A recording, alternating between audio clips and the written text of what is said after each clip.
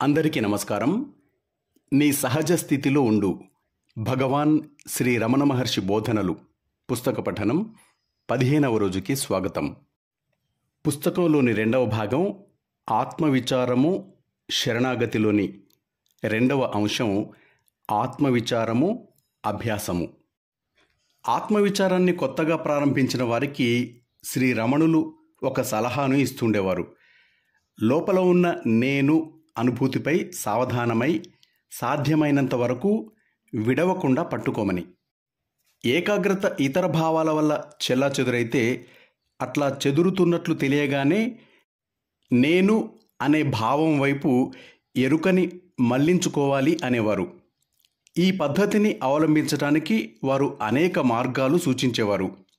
నేనెవరిని అని గాని, ఈ నేను ఎక్కడి నుండి ఉద్భవిస్తోంది అని గాని తనని తాను ప్రశ్నించుకోమనేవారు. శరీరము మనస్సు చేసే వ్యాపకాలకన్నింటికీ తానే మూల కారణము అని భావించే నేనుని ఎల్లవేళలా గమనించటమే అంతిమ లక్ష్యం.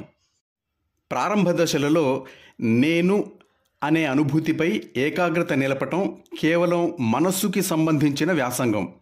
అది ఒక భావంగా, ఒక ఎరుకగా మాత్రమే ఉంటుంది. అభ్యసించిన కొద్దీ నేను అనే భావం తొలగి నేను అనే అనుభూతి కలుగుతుంది. ఈ అనుభూతి ఇతర భావాలతో, విషయాలతో సంబంధాన్ని తుంచేసుకుంటే పూర్తిగా మాయమైపోతుంది. మిగిలేదల్లా సంస్థితమైనట్టు అనుభవం, తాను వ్యక్తిని అనే భావం తాత్కాలికంగా తొలగుతుంది. మొదట్లో ఈ అనుభవం అప్పుడప్పుడు కలిగినా క్రమేపీ అభ్యాసం వల్ల దానిని అందుకోవటము, నిలుపుకోవటము కూడా తేలికవుతాయి. ఆత్మవిచారం ఈ స్థాయికి చేరితే ఏ ప్రయాస లేకుండా సంస్థితమైనట్టు ఎరుకే ఉంటుంది. వ్యక్తిగతమైన ప్రయత్నం ఉండదు. దీనికి కారణం ప్రయత్నించే నేను అనేది తాత్కాలికంగా మాయమవటం. అప్పుడప్పుడు అహం వృత్తి తల ఎత్తుతూ ఉంటుంది. కాబట్టి అది ఆత్మసాక్షాత్కారమైన స్థితి కాదు. కానీ అభ్యాసానికి పరాకాష్ఠ అదే. ఈ స్థితిని మళ్ళీ మళ్ళీ అనుభవిస్తూ ఉంటే అహం వృత్తిని రేకెత్తించే వాసనలు నాశనమవుతాయి. వాటి పట్టు సన్నగిలిన కొద్దీ ఆత్మశక్తి ఇంకా మిగిలి ఉన్న కొద్దీ వాసనలని ధ్వంసం చేస్తుంది. దానితో అహం వృత్తి ఇక తల ఎత్తదు. ఇక తిరుగులేని అంతిమమైన సాక్షాత్కార స్థితి ఇది. నేను అనే భావంపై సావధానము, ఎరుక ఒక సున్నితమైన పద్ధతి. మనస్సుని నిగ్రహించటానికి అవలంబించే ఇతర కఠిన అభ్యాసాల అవసరాన్ని దాటేస్తుంది. ఇది ఏకాగ్రతకి సంబంధించిన అభ్యాసం కాదు. అన్ని భావాలని అణిచివేసే పద్ధతి కాదు. మనస్సు ఎక్కడి నుంచి ఉద్భవిస్తుందో ఆ మూలస్థానం గురించిన ఎరుకనే ఇది ఆహ్వానిస్తుంది. ఆత్మవిచార పద్ధతి లక్ష్యం మనస్సు యొక్క మూలాన్ని ఎరిగి అందులో లీనమవటం. తన నిజస్థితి గురించి ఎరుక కలిగి దానికి భిన్నమైన వాటి పట్ల ఆసక్తిని ఉపసంహరించుకోవటం. ప్రారంభ దశల్లో భావం నుంచి భావించేవాని పట్ల అవధానం కలగడానికి ప్రయత్నం చేయవలసి వస్తుంది. నేను అనే అనుభూతికి సంబంధించిన ఎరుక బాగా స్థిరపడిన తర్వాత ఇంక ప్రయత్నము అనవసరమే. అప్పటినుంచి సంస్థితమై ఉండటమే కానీ ప్రయత్నం అంటూ ఏమీ ఉండదు. ఇది అనాయాసంగా సంస్థితమవటమే, ప్రయాసపడటం కాదు. నిజస్థితిలో ఉండటానికి ప్రయత్నం అవసరం లేదు. అది ఎప్పుడూ ఉండేదే, అనుభవసిద్ధం అయ్యేదే.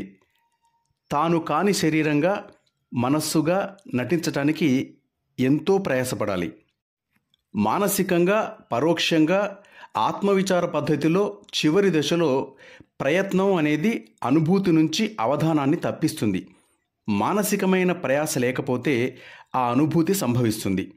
చిట్ట చివరికి ఆత్మ అనేది ఏ ప్రయత్నం వల్ల బయటపడదు, సంస్థితమై ఉండటం వల్ల తప్ప. శ్రీ రమణులు అన్నట్లు, ధ్యానం చేయకు, సంస్థితమై ఉండు. నేనున్నానని భావించకు, సంస్థితమై ఉండు. ఉండటం గురించి భావించకు, ఉన్నావు నీవు. ఆత్మవిచారం అనేది ఒక ధ్యాన పద్ధతి అని, దానికి నియమిత వేళలు, ఆసనాలు ఉన్నాయని అనుకోకూడదు. మేల్కొని ఉన్నంతసేపు ఏ పని చేస్తున్నా అది కొనసాగుతూనే ఉండాలి.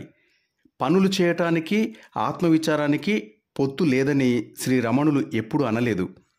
కొద్దిపాటి అభ్యాసంతో దానిని ఏ పరిస్థితులలోనైనా చేయవచ్చు అనేవారు.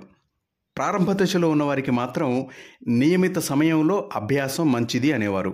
అంతేగాని గంటల తరబడి కూర్చుని ధ్యానం చేయటాన్ని ఆమోదించేవారు కారు. అట్లాగే లోక వ్యవహారాలను విడిచి ధ్యాన నిమగ్నులమై జీవితాన్ని గడుపుతాము అనే భక్తులను ఏమాత్రం ఆమోదించేవారు కారు.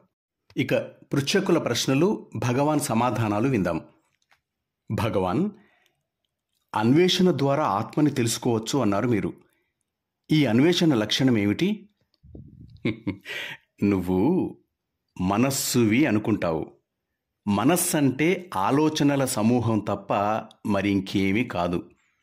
ఈ ఆలోచనలన్నిటి వెనుక సాధారణంగా ఒక భావం ఉంటుంది.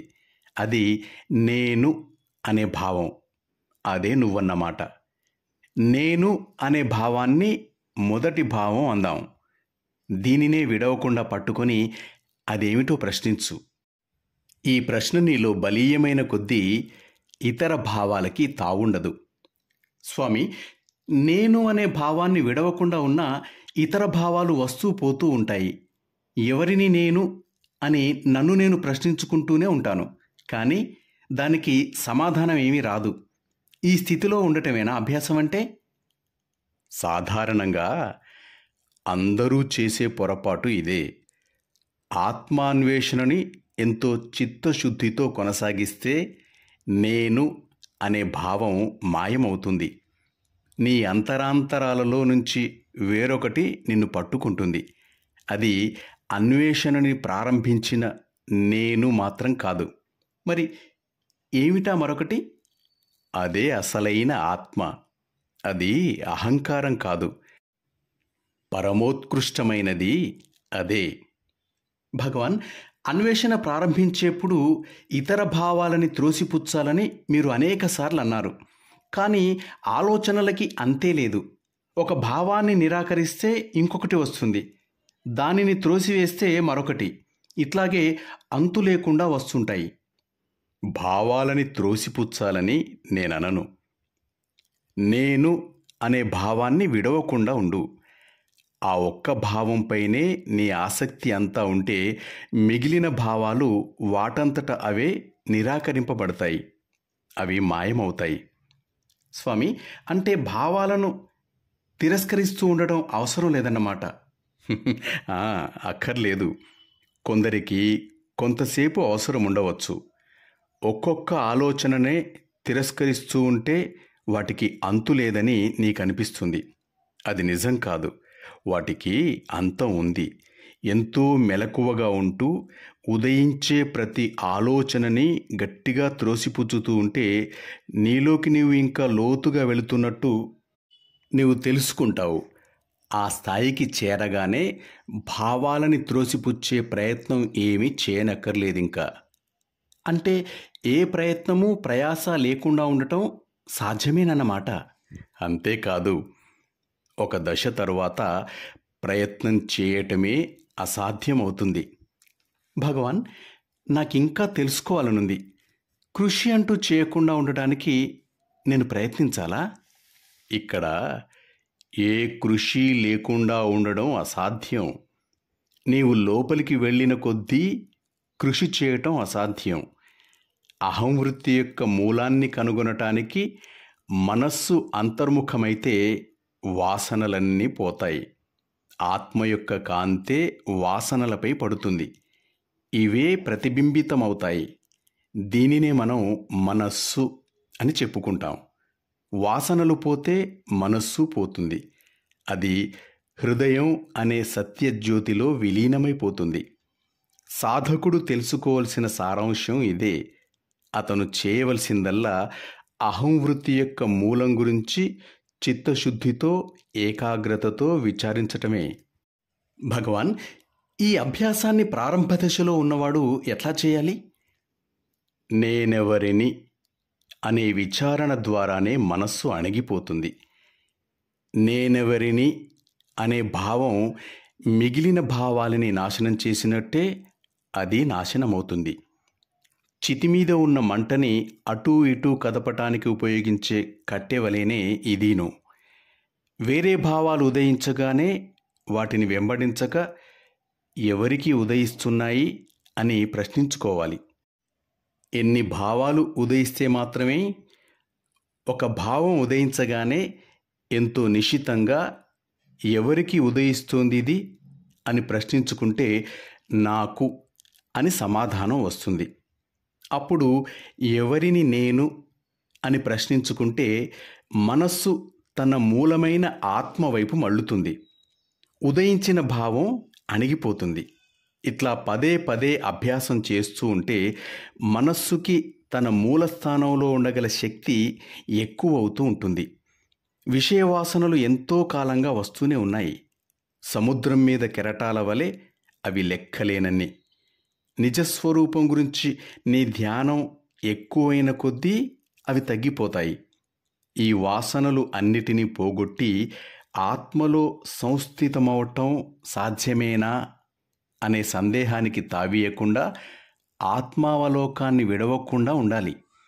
మనస్సులో విషయవాసనలు ఉన్నంతకాలం నేను ఎవరిని అనే విచారం అవసరమే. ఒక్కొక్క భావము ఉదయిస్తూ ఉంటే దానిని అక్కడికక్కడే మూలంలోనే విచారం ద్వారా ధ్వంసం చేసేయాలి. అన్యమైన వాటి పట్ల ధ్యాస లేకపోవటాన్ని వైరాగ్యము, నిరాశ అంటారు. ఆత్మని విడవకుండా ఉండటమే జ్ఞానం. నిజానికి వైరాగ్యము, జ్ఞానము ఒక్కటే. ముత్యపు చిప్పలను తీసుకురావటానికి గజయితగాడు నడుముకి ఒక రాయిని కట్టుకొని సముద్రంలోకి దిగుతాడు. అట్లాగే వైరాగ్యంతో ప్రతి వారు తమ లోపలికి దిగితే ఆత్మ అనే ముత్యాన్ని సాధించగలుగుతారు. ఆత్మసాక్షాత్కారం కలిగేదాకా ఎల్లవేళలు స్వరూప స్మరణ కలిగి ఉండటమే చాలు. బంధంలో ఉన్న నేనెవరిని అని విచారిస్తూ తన నిజస్వరూపాన్ని తెలుసుకోవటమే విముక్తి అంటే. ఎప్పుడూ ఆత్మపైనే మనస్సుని లగ్నం చేయటమే ఆత్మవిచారం అంటే. తానెప్పుడూ బ్రహ్మమే, సచ్చిదానందమే అని భావించుకోవటమే ధ్యానం అంటే. మాస్టర్స్, ఆత్మవిచారము, అభ్యాసము తర్వాతి భాగాన్ని రేపు విందాం. అంతవరకు సెలవు తీసుకుంటూ మీ నవీన్, వరంగల్.